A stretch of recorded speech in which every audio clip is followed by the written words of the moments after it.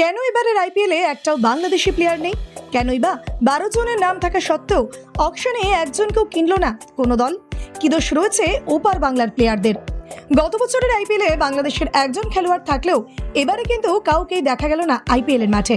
এমনকি শোনা গিয়েছে অকশন টেবিলে নাকি ওপার বাংলার 12 জন প্লেয়ারের নাম ছিল, কিন্তু তা সত্ত্বেও তাদের কাউকেই কিনলো না কোনো ফ্র্যাঞ্চাইজি। কিন্তু কেন?